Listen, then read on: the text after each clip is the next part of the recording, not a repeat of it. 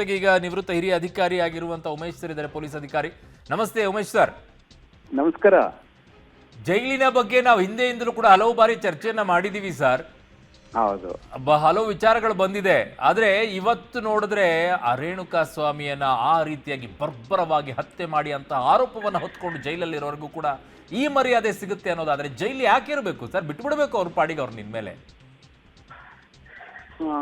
ನೋಡಿ ಸರ್, ಏನಾಗುತ್ತೆ ಅಂದ್ರೆ ಎರಡು ನಾವು ಯಾವುದೇ ಒಂದು ಆರೋಪದಲ್ಲಿ ಬಂಧಿತರಾದಂತವ್ರನ್ನ ಎರಡು ವಿಧದಲ್ಲಿ ನಾವು ನೋಡ್ತೀವಿ. ಒಂದು, ತನಿಖಾಧಿಕಾರಿಯಾಗಿ ತನಿಖೆನಲ್ಲಿ ಅವ್ರಿಗೆ ಯಾವ್ದು ನಾವು ಅವ್ರನ್ನ ಅಳವಡಿಸ್ಕೊಳ್ತೀವಿ, ಮತ್ತೆ ಏನೇನೆಲ್ಲ ನಮ್ಮ ಪೊಲೀಸ್ ಕಸ್ಟಡಿನಲ್ಲಿ ಇರುವಂತ ಸಮಯದಲ್ಲಿ ಅವ್ರ ವಿರುದ್ಧವಾಗಿ ಏನೇನೆಲ್ಲ ಸಾಕ್ಷಿಗಳನ್ನ ಸಂಗ್ರಹಿಸ್ತೀವಿ, ಮತ್ತೆ ಹೇಗೆ ನಡೆಸ್ಕೊಳ್ತೀವಿ ನಾವು ಅವ್ರನ್ನ ಪೊಲೀಸ್ ಇಲಾಖೆನಲ್ಲಿ ಇದ್ದಾಗ ಪೊಲೀಸ್ ತನಿಖಾಧಿಕಾರಿ ಅಂತ ಅನ್ನುವಂಥದ್ದು ನಮಗೆ ಒಂದು ಸ್ಟೇಜ್ ಬರುತ್ತೆ. ಇದೆಲ್ಲ ಮುಗಿದು ನಾವು ತನಿಖೆನಲ್ಲಿ ಇರುವಂತ ಸಮಯದಲ್ಲೂ ಸಹ ಏನೇನೆಲ್ಲ ಅವ್ರನ್ನ ಹೇಗೆ ನಡೆಸ್ಕೊಂಡು ಅಂತ ಅನ್ನುವಂಥದ್ದು ಈಗಾಗಲೇ ನಾವು ಸುಮಾರು ಜನರೆಲ್ಲ ನೋಡಿದೀವಿ, ಹೇಗೆ ಆಯ್ತು ತನಿಖೆ ಕರ್ಕೊಂಡು ಹೋದಾಗ ಅಂತೇಳಿ ಅಂತ. ಬಟ್ ಜೈಲು ಒಳಗಡೆಗೆ ಬಂದಾದ್ಮೇಲೆ ಅವ್ರನ್ನ ತಂದು ಜುಡಿಷಿಯಲ್ ಕಸ್ಟಡಿಗೆ ಬಿಟ್ಟಾದ್ಮೇಲೆ ಪೂರ್ಣ ಪ್ರಮಾಣದ ಯಾವುದೇ ಒಂದು ಅವ್ರ ಮೇಲೆ ನಿಯಂತ್ರಣ ತನಿಖಾಧಿಕಾರಿಗೆ ಇರುವುದಿಲ್ಲ. ಎಲ್ಲಾ ಪೂರ್ಣ ಪ್ರಮಾಣದ ಜವಾಬ್ದಾರಿನೂ ಜೈಲವ್ರದ ಮೇಲೆನೆ ಇರುತ್ತೆ. ಯಾಕೆಂತಂದ್ರೆ ಅವರು ನೇರವಾಗಿ ಜುಡಿಷಿಯಲ್ ಕಸ್ಟಡಿಗೆ ಅವರು ಸೇರಿಸಿರೋದ್ರಿಂದ ನೇರವಾಗಿ ನ್ಯಾಯಾಲಯದ ಒಂದು ಆದೇಶಗಳ ಇದನ್ನ ಅವರು ಪರಿಪಾಲನೆ ಮಾಡ್ಬೇಕಾಗ್ತದೆ. ಒಳಗಡೆಗೆ ಹೋದ ತಕ್ಷಣನೇ ಇವರು ಅಂಡರ್ ಟ್ರಯಲ್ ಹೋಗಿ ಒಳಗಡೆಗೆ ಫಿಕ್ಸ್ ಆದ ತಕ್ಷಣನೇ ಅಲ್ಲಿ ಯಾವುದೇ ತರವಾದಂತಹ ಕಟ್ಟುಪಾಡುಗಳಿಲ್ಲ. ಯಾರನ್ನು ಬೇಕಾದ್ರೂ ಭೇಟಿ ಹಾಕ್ಬೋದು, ಯಾವುದೇ ಬ್ಯಾರೆಕ್ನಲ್ಲಿ ಇರ್ತಕ್ಕಂಥವ್ರಿಗೆ ಹೋಗಿ ಮಾತಾಡಿಸ್ಬೋದು. ಅಂಡರ್ ಟ್ರಯಲ್ ಅವ್ರಿಗೆ ಅಷ್ಟು ಒಂದು ಸ್ವತಂತ್ರ ಒಳಗಡೆ ಇದೆ. ಆಮೇಲೆ ಬೇರೆ ಬೇರೆ ಒಂದಷ್ಟು ಕೆಲವಷ್ಟು ಇಂಪಾರ್ಟೆಂಟ್ ಸೆಲ್ಗಳಿದಾವೆ, ಅವು ಆ ಇಂಡಿಪೆಂಡೆಂಟ್ ಸೆಲ್ಗಳಿಗೆ ಬಿಟ್ರೆ ಇನ್ ಎಲ್ಲಾ ಕಡೆ ಓಡಾಡುವಂತಹ ಇವ್ರಿಗೆ ಸ್ವತಂತ್ರ ಒಳಗಡೆ ಜೈಲಲ್ಲಿ ಸಿಕ್ಬಿಡುತ್ತೆ. ಆವಾಗ ಇವ್ರನ್ನ ಭೇಟಿಯಾಗೋದಕ್ಕೆ ಇಂಥವ್ರೆಲ್ಲ ಹೋದಾಗ ಯಾರಾದ್ರೂ ಬಹಳ ಇಂಥ ಇಂಪಾರ್ಟೆಂಟ್ ಒಳಗಡೆ ಹೋದ ತಕ್ಷಣ ಏನ್ ಮಾಡ್ತಾರೆ ಅಂದ್ರೆ ಅಲ್ಲಿರ್ತಕ್ಕಂಥವ್ರೆಲ್ಲ ಮುಗಿದು ಬಿಡ್ತಾರೆ. ಒಂದೆಲ್ಲ ಹುದ್ದೆಯಲ್ಲಿ ಏನಾದ್ರು ಮಾಡಿ 25 ದಿನ ಅವ್ರನ್ನ ಸೇರ್ಕೋಣ, ಅವ್ರ ಜೊತೆ ಮಾತಾಡೋಣ, ಅವ್ನ ಫ್ರೆಂಡ್ಶಿಪ್ ಮಾಡ್ಕೊಳ್ಳೋಣ ಅಂತ ನಿರಂತರವಾಗಿ ಮೊದಲಿಂದಾನೂ ನಡ್ಕೊಂಡು ಬಂದಿದೆ. ಹೀಗೆ ಒಳಗಡೆ ನಡೀತಾ ಇರ್ತದೆ. ಮತ್ತೆ ಎಂಟ್ರಿ ರೂಮಿಗೆ ಬಂದು ಸಹ ಮಾತಾಡುವಂಥದ್ದು, ಮಾತುಕತೆ ಮಾಡ್ಕೊಂಡು ಹೋಗ್ತಕ್ಕಂಥದ್ದು ಬ್ಯಾರಕ್ನಲ್ಲಿ ಇರೋದ್ಕಿಂತ ಇವ್ರು ಆಚೆನೆ ಜಾಸ್ತಿ ಇರ್ತಾರೆ.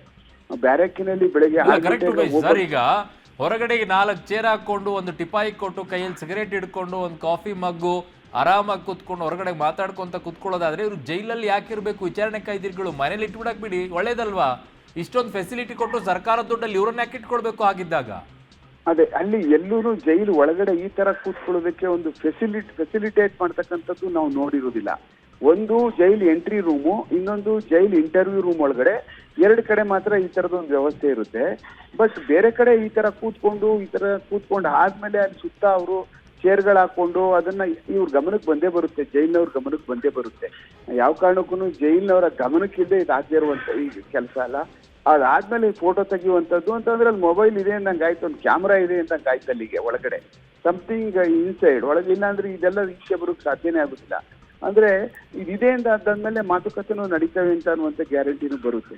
ಆ ಕಾರಣಕ್ಕೆ ಇಂಥವೆಲ್ಲನೂ ಆಗದೆ ಇರೋ ತರ ಇಂಥ ಸಮಯದಲ್ಲಿ ಇನ್ನು ಚಾಕರಿಗಳಾಗ್ಲಿಲ್ಲ ನಡೀತಾ ಇದೆ. ಎಷ್ಟು ಹಾಸ್ಯಾಸ್ಪದ ಅನಿಸ್ಬಿಡುತ್ತೆ ಅಂದ್ರೆ ಒಂದೊಂದ್ಸಲ ಸಾಕ್ಷಿಗಳ ಮೇಲೆ ಇವರು ಪ್ರಭಾವ ಬೀರ್ತಾರೆ, ಸಾಕ್ಷಿಗಳ ನಾಶವನ್ನ ಮಾಡೋಕೆ ಪ್ರಯತ್ನ ಪಡ್ತಾರೆ, ಹಾಗಾಗಿ ಇವ್ರನ್ನ ವಿಚಾರಣಾಧೀನ ಕೈದಿಯಾಗಿ ನ್ಯಾಯಾಂಗ ಬಂಧನದಲ್ಲಿ ಇಡಬೇಕು ಅನ್ನುವಂಥ ಮಾತುಗಳನ್ನ ತನಿಖಾಧಿಕಾರಿ ಆಗಿರುವಂತವ್ರು ಕೋರ್ಟ್ ಮುಂದೆ ಹೇಳಿ ಇವರಿಗೆ ಬೇಲ್ ಸಿಗದೆ ಇರೋ ರೀತಿಯಲ್ಲಿ ನೋಡ್ಕೊಳ್ತಾರೆ ಅಲ್ವಾ ಸರ್? ಖಂಡಿತ ಖಂಡಿತ. ಆದ್ರೆ ಒಳಗಡೆಗೆನೆ ಇವ್ರು ಇಷ್ಟೊಂದು ಫೋಟೋ ಇಟ್ಕೊಂಡು ಆರಾಮಾಗಿ ಕುತ್ಕೊಂಡು ಚೇರ್ ಹಾಕೊಂಡು ಫೋನಲ್ಲಿ ಮಾತಾಡ್ಕೊಂಡು ಕಾಫಿ ಮಗ್ ಇಡ್ಕೊಂಡು ಸಿಗರೇಟ್ ಸೇದ್ಕೊಂಡು ಇಷ್ಟೆಲ್ಲ ಇರ್ತಾರೆ ಅಂತಂದಾಗ ಭೇಟಿಯಾಗಕ್ಕೆ ಹೋಗಿರೋರ್ ಕಡೆಯಿಂದ ಸಾಕ್ಷಿ ನಾಶ ಮಾಡಿಸಲ್ಲ ಅಂತ ಏನ್ ಗ್ಯಾರಂಟಿ ಸರ್? ಯಾಕೆ ಜನರ ದುಡ್ಡಲ್ಲಿ ಇವ್ರಿಗೆ ಇಷ್ಟೊಂದು ವಿಚಾರಣಾಧೀನ ಕೈದಿಗಳಿಗೆ ವ್ಯವಸ್ಥೆ ಮಾಡಿಕೊಡ್ಬೇಕು?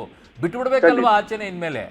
ಖಂಡಿತ. ನೋಡಿ ಸರ್, ಈ ತರ ನೋಡಿ, ಈಗ ಇದನ್ನ ನೋಡ್ಬಿಟ್ಟು ಇವ್ರು ಯಾರು ಇವರ ಕಟ್ಟಾಭಿಮಾನಿಗಳಿರ್ತಾರಲ್ಲ ಅವ್ರು ಸಹ ಏನಾದ್ರು ಮಾಡ್ಬಿಟ್ಟು ಜೈಲಿಗೆ ಹೋಗಿ ನಾವು ಈ ತರ ಕುತ್ಕೊಂಡು ಮಾತಾಡ್ಬೋದು, ಭೇಟಿ ಆಗ್ಬೋದು ಅಂತ ಒಂದು ಅವಕಾಶ ಈ ತರ ಕಾಣಿಸ್ಬಿಟ್ರೆ ಅದಕ್ಕೂ ಬಗ್ಗಲ್ಲ, ಒಳಗೋಗ್ಬಿಡ್ತಾರೆ ಇವರು.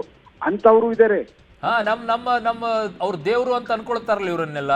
ಇವ್ರನ್ನ ಭೇಟಿ ಆಗಕ್ಕೆ ಅವ್ರು ಒಂದು ಕ್ರೈಮ್ ಮಾಡಿ ಒಳಗೆ ಹೋದ್ರು ಎಲ್ಲ ಇಂಥದ್ದು ನೋಡಿದ ತಕ್ಷಣನೇ ಅರೆ ನಾವು ಹೋಗ್ಬೋದು ಕಣೋ, ಭೇಟಿ ಮಾಡ್ಬಿಡ್ಬೋದು, ಇದೊಂದು ಜಾಗ ಇದೆ ಅಂತ ಹೇಳಿ ಬೇರೆ ಇನ್ನೇನು ಕೇರ್ ಮಾಡಲ್ರು. ಅದನ್ನು ಆಗುವಂಥದ್ದು ಆಗ್ಬಿಡುವಂತ ಸಾಧ್ಯತೆಗಳಿರ್ತದೆ. ಆ ಕಾರಣಕ್ಕೆ ಇಂಥ ಫೋಟೋಗಳು ತೆಗೆಸ್ಕೊಳ್ಳುವಂಥದ್ದು, ಈ ಫೋಟೋಗಳು ಅಲ್ಲಿ ಇದೆಲ್ಲ ನನ್ನ ಲೆಕ್ಕದಲ್ಲಿ ಬಹಳ ಪರಿಣಾಮ ಬೀರುತ್ತೆ. ಸರ್, ಇಷ್ಟು ವ್ಯವಸ್ಥೆ ಅವಕಾಶ ಇದೆಯಾ ಇಲ್ವಾ ಸರ್ ವಿಚಾರಣಾಧೀನ ಕೈದಿಗಳಿಗೆ? ಇಲ್ಲ, ಖಂಡಿತವಾಗ್ಲೂ ಈ ತರ ಅವ್ರ ಇಷ್ಟ ಬಂದ ಕಡೆ ಕೂತ್ಕೊಳ್ಳೋದಕ್ಕೆ ಅವ್ರಿಗೊಂದು ಸಿಟ್ ಔಟ್ ಮಾಡ್ಕೊಳ್ಳುವಂಥದ್ದು ಒಳಗಡೆ ಎಲ್ಲೂ ವ್ಯವಸ್ಥೆ ಇಲ್ಲ. ಅವರು ಸಿಗರೇಟ್ ಕೊಡೋ ಅವಕಾಶ ಇದೆಯಾ ಸರ್? ಅದು ಒಳಗಡೆ ಅವ್ರು ಏನು ಸಿಗರೇಟ್ಗಳು ಮತ್ತೆ ಬೀಡಿಗಳು ಸೇದೋದಕ್ಕೆ ಅವಕಾಶ ಇದೆ. ಆ ಸ್ವೇಚ್ಛಾಚಾರವಾಗಿ ಎಲ್ಲೆಲ್ಲೋ ಕೂತ್ಕೊಂಡು ಸೇದುವಂತ ಅವಕಾಶಗಳಿಲ್ಲ. ಯಾಕಂದ್ರೆ ಎಲ್ಲೋ ಓಡಾಡ್ತಾ ಕೂತ್ಕೊಂಡು ಅವಕ್ಕೆಲ್ಲ ಇದೆ.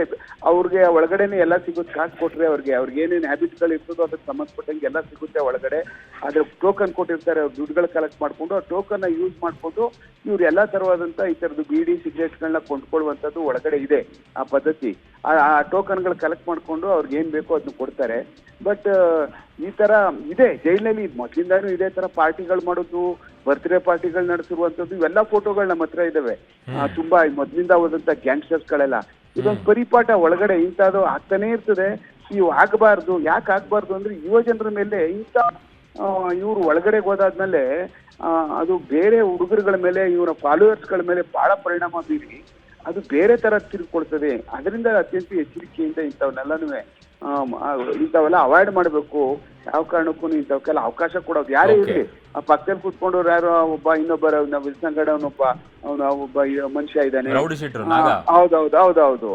ಹೀಗೆ ಅವ್ರನ್ನೆಲ್ಲರನ್ನು ಕೂರ್ಸ್ಕೊಳ್ಳುವಂಥದ್ದು ಹಿಂಗೆಲ್ಲ ಮಾತಾಡ್ತಾ ಇದ್ದೀವಿ. ಅವ್ರು ದೊಡ್ಡಸ್ಕಿಗೆನೆ ಇಂಥದ್ದೊಂದು ಫೋಟೋ ಹಾಕೊಳ್ಳೋದು, ನೋಡು ನಾವ್ ಹೆಂಗ್ ಕೂತ್ಕೊಂಡಿದೀವಿ ಅಂತ ಅನ್ನುವಂಥದ್ದೆಲ್ಲನೂ ಐ ಥಿಂಕ್ ಇದು ತಪ್ಪದು. ಯಾವುದೇ ಕಾರಣಕ್ಕೂ ಇಂಥ ಸಂದೇಶ ಖಂಡಿತವಾಗ್ಲೂ ಹೊರಗಡೆ ಬರಬಾರ್ದು ಸರ್. ಓಕೆ, ಧನ್ಯವಾದಗಳು ಉಮೇಶ್ ಸರ್ ಪಬ್ಲಿಕ್ ಜೊತೆಗೆ ಮಾತಾಡಿದ್ದಕ್ಕೆ.